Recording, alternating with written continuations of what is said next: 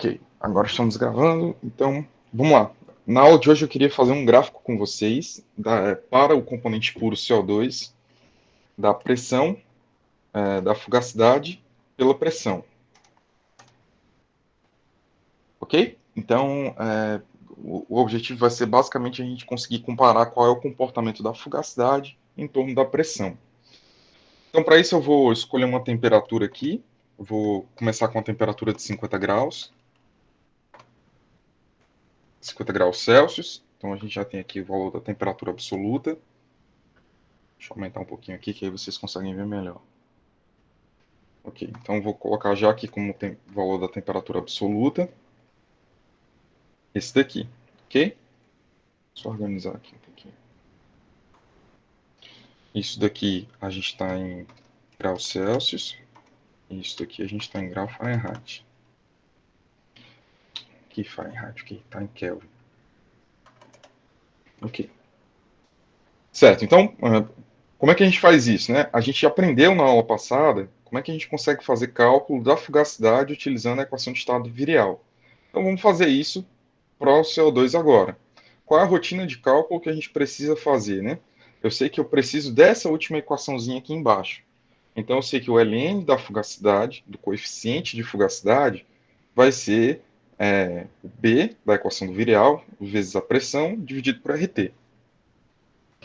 Então, onde é que eu consigo esse B em P sobre RT? Da própria definição do que é a equação do virial. Então, eu consigo esse B aqui, por exemplo, com a correlação generalizada para esse B. Então, a gente vai focar, essa equação aqui não vai ser nem tanto importante agora. A gente vai usar mais essas outras equações aqui. Então, o que eu preciso fazer é calcular o B0, B1.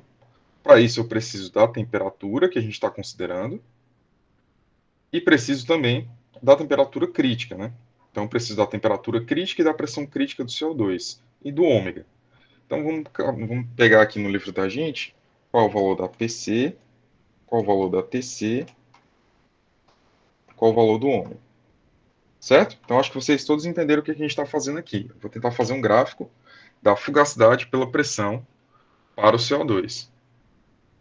Ok? Então, vamos pegar as propriedades críticas do CO2 no nosso livro. Onde é que está o nosso livro? Está aqui. Então, vamos lá, uma tabelinha lá embaixo. O que vocês veem aqui onde é que está realmente, né?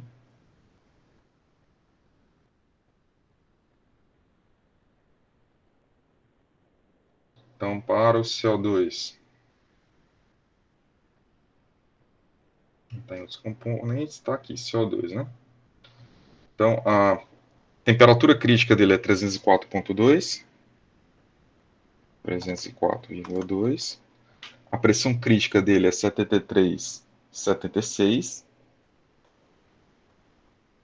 73,76. Isso aqui está em bar, né? Tá. E o ômega é 0,225. 0,225. Ok? Então, esquece um pouquinho a tabela. O que a gente vai utilizar agora são as correlações, tá? Então, vou montar uma tabela aqui que eu vou colocar a pressão que a gente está calculando. Aí vou colocar aqui o B0, B1 para ficar bem explícito, BR. E aqui eu já vou colocar quem é o φ, tá? Então, o φ é esse componente aqui. Já vou tirar a exponencial desse BP sobre RT. Como a gente já vai ter o BR aqui, o B reduzido, então vou até tirar o B reduzido aqui, eu vou colocar só B, para não ficar também com uma tabela muito grande. Então vamos fazer esses cálculos aqui para a pressão de 1 bar, 10, 25, 50, 100, 150, 200, 400, 500. Ok?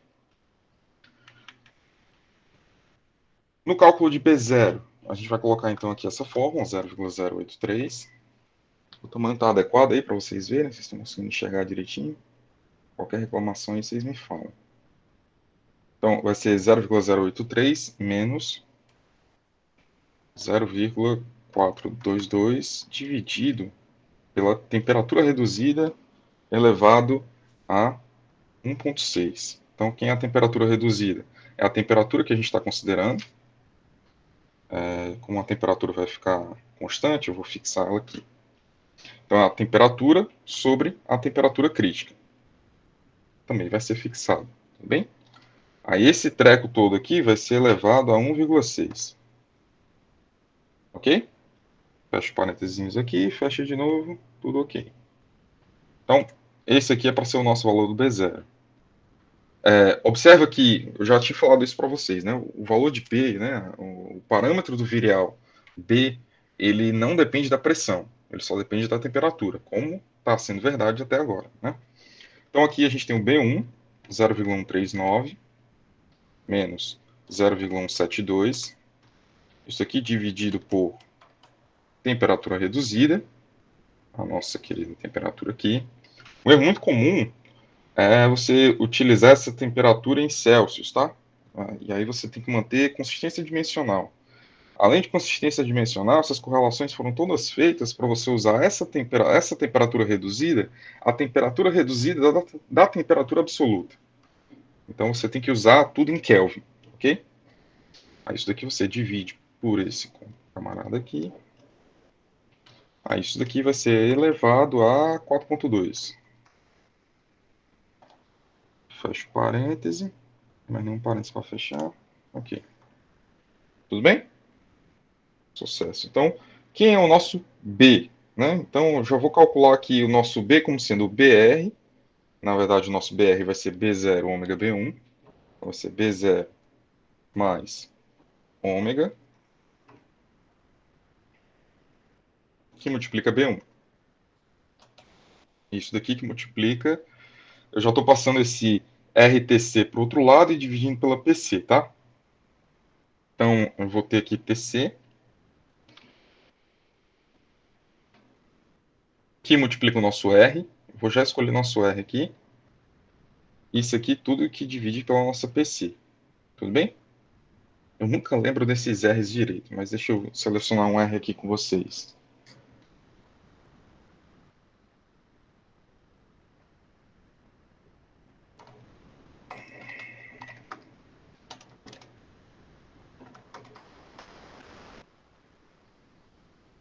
Constante de gases ideais aqui, um que seja interessante, a gente está trabalhando em bar, né? Então eu quero bar Kelvin.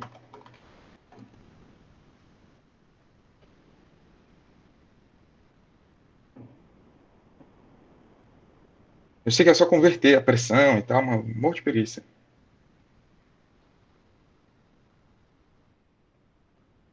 Tem milibar. Deixa eu deixar de preguiça e me converter minha pressão.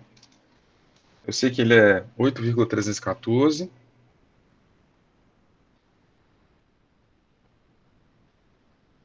Quando ele está PA, metro cúbico por mol Kelvin. Então, aqui eu preciso da pressão em PA. Se a nossa pressão lá está em bar, a gente sabe que 1 bar ela vai ser 100 kPa. Só confirmar isso aqui, né?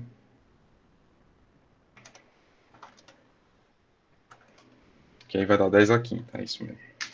Então, ele vai ser 10 a quinta PA. Deixa eu só já converter lá na nossa tabelinha essa pressão. Esse valor aí está errado ainda. Vamos multiplicar isso aqui por 10 a quinta.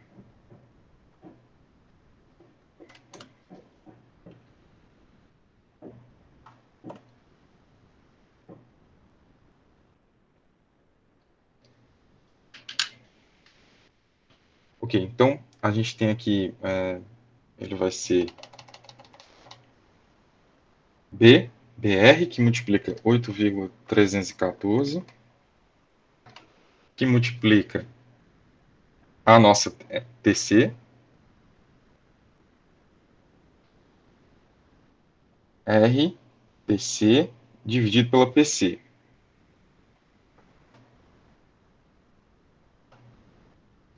Então, esse aí deveria ser o nosso B, já calculado, já com BR tudo ali.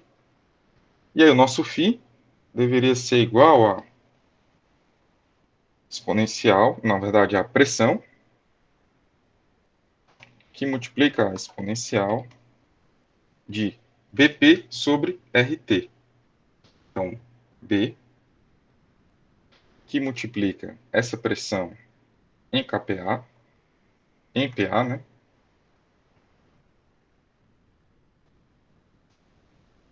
Isso aqui dividido por RT. Essa temperatura, que multiplica 8.314.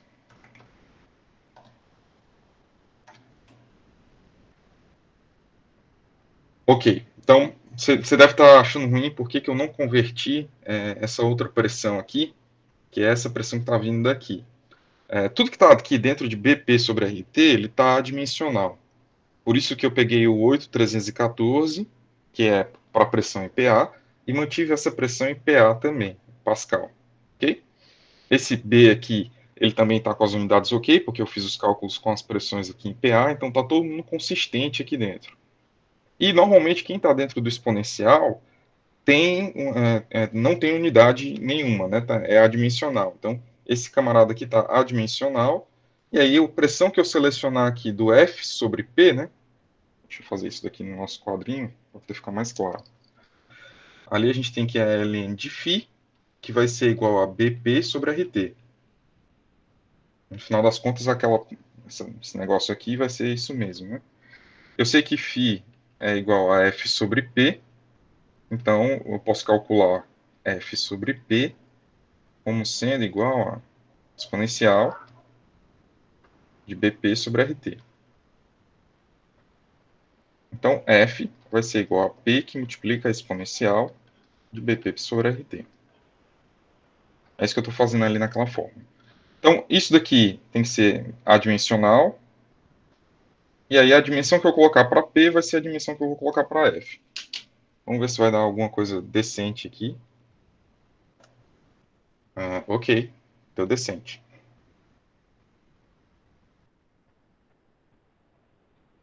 Tranquilo? Só como é que você sabe que está decente? Explico já. Então, gente, se eu não errei nenhuma fórmula aqui de recorrência, né? A nossa temperatura está fixa, nosso B vai ser variável junto com a pressão aqui, só que a temperatura está fixa e o B está todo fixo. Se eu não errei nada, é para poder a gente conseguir só arrastar aqui para baixo. Eu errei alguma coisa.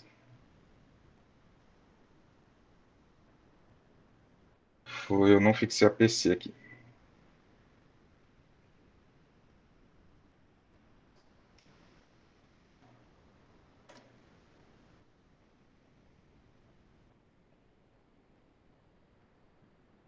Aí sim. Ok. Deixa eu conferir aqui fórmula a fórmula, para ver se está tudo ok.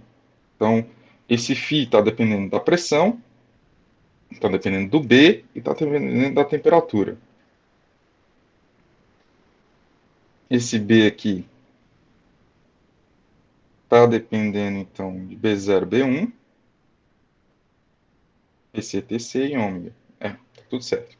Ok? Então, vamos fazer esse gráfico aqui, que era o gráfico que a gente queria, né? Desculpa, isso daqui não é φ, né? Isso aqui é F. Esse F aqui está em bar. Enquanto que essa pressão aqui, ó, também está em bar. Então, se eu juntar esse treco com esse daqui,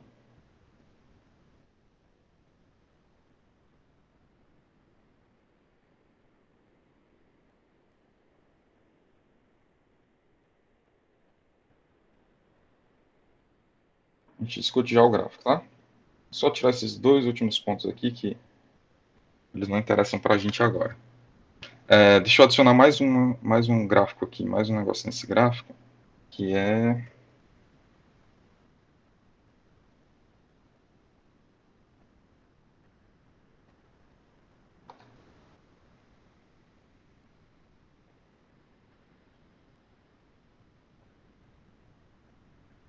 o próprio valor da pressão, tá? É como se fosse a curva x igual a y.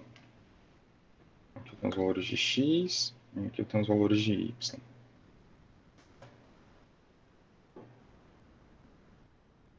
Ok.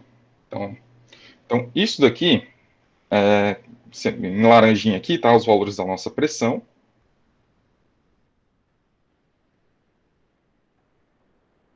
Em laranjinha aqui está os valores da nossa pressão. E em azul aqui estão os valores da nossa fugacidade. O que a gente pode afirmar sobre esse gráfico aqui, né? O que tem de interessante para poder a gente observar? Eu já tinha comentado com vocês que quando a gente está falando então aqui de essa retinha aqui, isso daqui é exatamente o gráfico de pressão. Então, a pressão versus pressão, ou seja, é a reta x igual a y. E você observa que, para esses três valores aqui de pressão no começo, você tem aqui a fugacidade quase com o valor da pressão. Quando é que ocorre isso daqui? Alguém para poder ver se está acordado aí, me responde. Quando é que acontece que os valores da fugacidade são quase idênticos aos valores da pressão?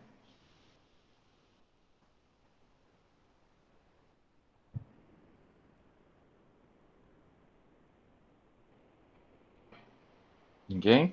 Estão tomando café ainda? Vamos lá. Para que região de comportamento, qual é a característica do comportamento de um componente em que os valores da fugacidade dele são quase iguais aos valores da pressão? Quando é o comportamento típico de gás ideal. É exatamente isso, Pedro. Então, aqui a gente tem a fugacidade e aqui a gente tem a pressão. Você observa que quando os valores da pressão são baixos, são pequenos, estão tendendo a zero, você tem o comportamento da fugacidade quase igual do comportamento da pressão. A partir dessa pressão aqui, a partir dessa pressão, você começa a se distanciar, e aí o critério aqui que a gente está vendo é realmente proximidade nesse gráfico que a gente fez. E a partir daqui você começa a ter um distanciamento maior, e esse comportamento ele vai só aumentando a distância com o aumento da pressão. Então chega ao ponto de que a 200 bar a gente tem um desvio do comportamento do gás ideal tão grande quanto o dobro. Então você tem aqui um valor aproximadamente de 100 bar para a fugacidade, enquanto que para a pressão você está aqui em 200 bar. Ok? Então, para você ver como impressões de processos químicos, essas pressões aqui são pressões típicas de processos químicos, né? Óbvio, em alta pressão, né? Você não está trabalhando isso com pressão atmosférica. Mas não é muito difícil você encontrar esse range de pressão quando você está falando de processos químicos industriais.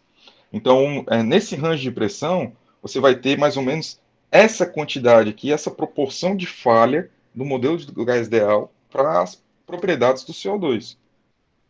E aí eu escolhi o CO2 como molécula de interesse, de questão ambiental, de questão de você tentar trazer um valuation para o CO2, né? Você transformar isso em algum produto que seja utilizável para que você possa fazer processo de captura e arquivo de carbono, né? Então, processo CCS. Então, um processo em que você está tentando retirar o CO2 da atmosfera e transformar ele em alguma coisa útil.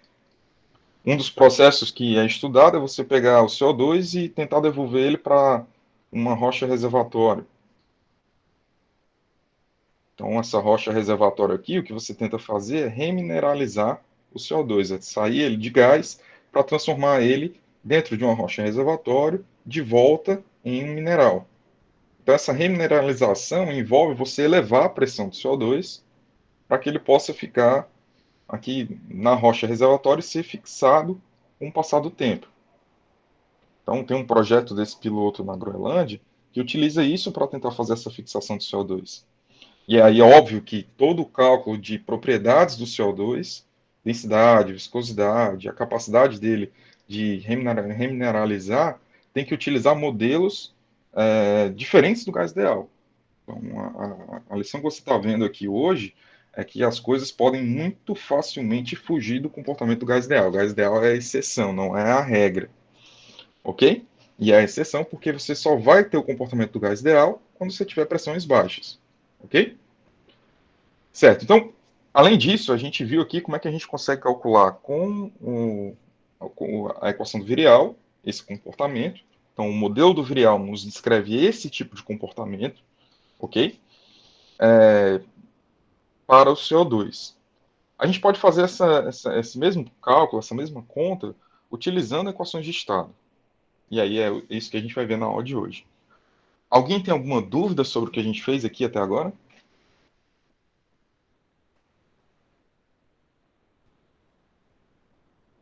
Sem dúvidas?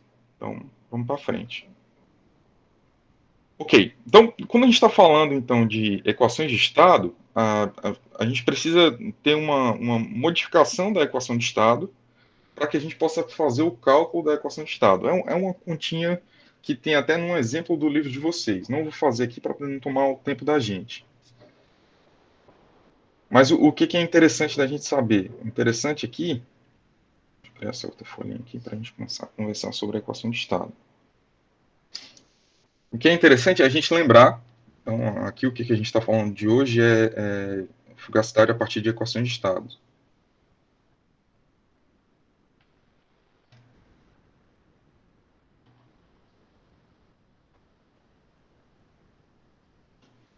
Então, se eu estou falando da fugacidade a partir das equações de estado, a gente tem que lembrar aqui de RT, própria consequência da definição, junto com aquela propriedade da energia livre de Gibbs, né? Então, a gente tem aqui a fugacidade de um determinado componente A no vapor, isso aqui dividido pelo YA, pressão de referência. Isso daqui vai ser igual a menos V ideal, pressão parcial, né? Derivada da pressão, DNA, VT de mais componentes, dP. Então, isso daqui seria aquela igualdade que a gente fez para o componente puro até agora, só que para as misturas, né? Então, quando a gente estava trabalhando isso com componente puro, a gente estava escrevendo essa mesma equação da seguinte forma.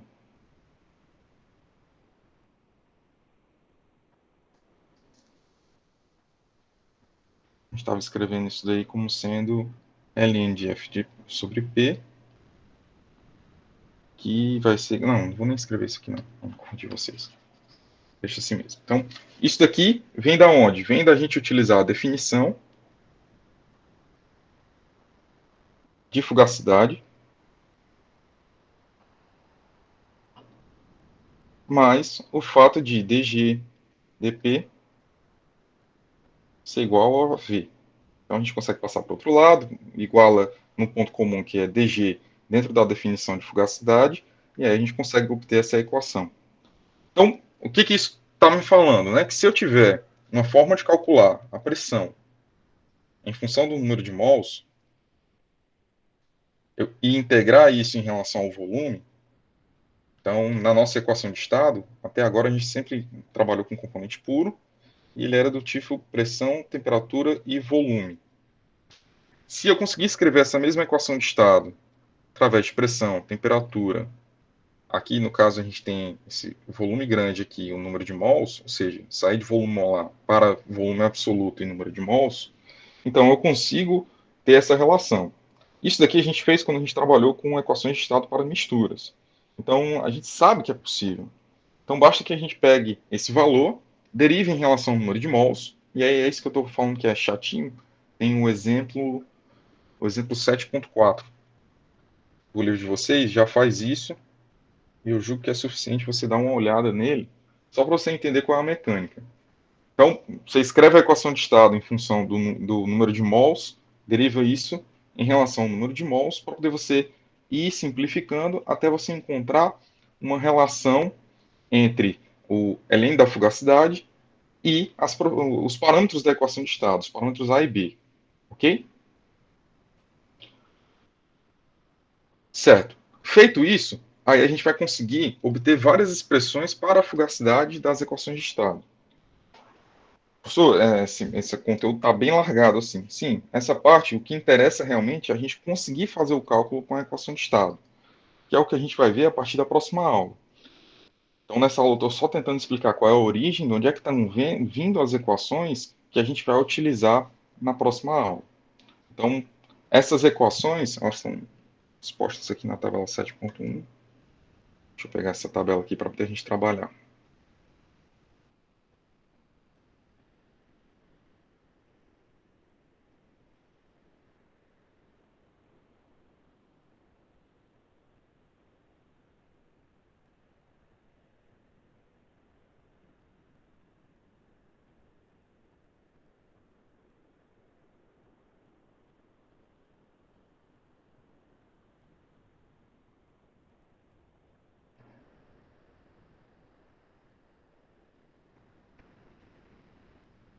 Deixa eu pegar essa tabela aqui para poder a gente explicar algumas coisas sobre essas equações. Ok, então, essa tabela aqui é bem interessante porque a gente tem para as diversas equações de estado já o resultado desse procedimento que eu tentei explicar aqui para vocês, que eu espero que vocês tenham entendido. Aqui a gente tem a descrição para componente puro, espécie pura, para as diversas equações de estado. Então, vamos se concentrar primeiro nela. Para essas espécies puras, então, a gente tem que, para a equação de Van der Waals, você fazia os cálculos da equação de Van der Waals com pressão, como função do volume e da temperatura, e você tinha dois parâmetros para poder fazer o cálculo, o parâmetro A e o parâmetro B. E aí o cálculo de cada um dos parâmetros conforme a receita da equação de estado. Então, aqui você observa que a gente tem a fugacidade, ou melhor, o ln da fugacidade como sendo a função da pressão, da temperatura, do volume, e também com esses mesmos parâmetros A e B. Então, aqui você tem o parâmetro B e o parâmetro A. Então, todos com aquele mesmo significado que a gente já tinha visto em equação de estado. Por isso que a gente via a equação de estado. Só que o interessante aqui é que para a equação de estado de Van der Waals, a gente tem aquele mesmo tipo de comportamento e a gente consegue estender isso para misturas nesse procedimento que eu tinha comentado por cima aqui com vocês. E aí, para o procedimento das misturas, a gente vê que a diferença vai ser basicamente nesse termo aqui, com a composição da mistura entrando em cada ponto. Qual é a grande sacada aqui dos cálculos de coeficiente de fugacidade com equações de estado? É justamente a necessidade do volume molar da substância. Então, quando você quer fazer esse cálculo com dadas temperatura e pressão, que normalmente são as variáveis que são mais facilmente mensuráveis de processo, você recebe a temperatura e a pressão, você vai calcular o volume pela equação de estado, e com o volume calculado, você vai conseguir então calcular quem é o ln de φ. Então, para cada cálculo de ln de φ que é feito, você tem um cálculo do volume da equação de estado. Então, você vai achar as três raízes cúbicas para poder catar a raiz da fase que você está trabalhando, se líquido ou vapor, e aí você vai lá e consegue aplicar para cada uma delas. Tudo bem? Ok, então, esse procedimento, a equação de Van der Waals fica meio que relativamente simples quando você está observando. Esse mesmo procedimento é feito para a equação de Penny-Robson, que devido à característica da equação, junto com aquele fatorzinho alfa e o fator K, ela acaba ficando um pouco mais complexa. Então, para a espécie pura, você tem essa equação aqui. Então, ela já começa a ter esse raiz de 2, 1 menos raiz de 2, por causa daqueles produtos que a gente tem de volume, a influência do tamanho molecular no termo atrativo, né, que é uma das características da equação de Penny-Robson. E quando a gente vai para as misturas, ela aumenta mais ainda um pouquinho a complexidade, introduzindo aqui a composição. Então, seja para a espécie pura ou seja para as misturas, você já tem isso daqui. É por isso que eu tinha comentado com vocês que isso daí não é viável de se ficar fazendo esses cálculos na mão. O que é viável, o que é viável é você realmente utilizar isso daqui já em contas de simulador. E é por isso que eu vou passar para vocês um videozinho do XSOS para poder saber como é que você faz esse cálculo. Quem quiser implementar essa rotina em Python, pode ficar à vontade, eu vou tentar ajudar vocês aí no que for preciso. Tem já até algumas rotinas, alguns códigos, assim, alguns exemplos desse capítulo 7 que você pode ir se inspirando lá, os códigos são para MATLAB, mas aí você consegue passar para Python também. Então, a ideia da próxima aula é vocês terem visto esse vídeo do XSOS, terem se tocado ali mais ou menos como é que você consegue fazer o cálculo da fugacidade utilizando os XSOS. E aí a gente vai tentar começar a trabalhar com equilíbrio líquido-vapor, utilizando a abordagem FIFI, que é modelando o vapor com coeficiente de fugacidade e a fase líquida também com coeficiente de fugacidade. Tranquilo? Vocês têm alguma dúvida?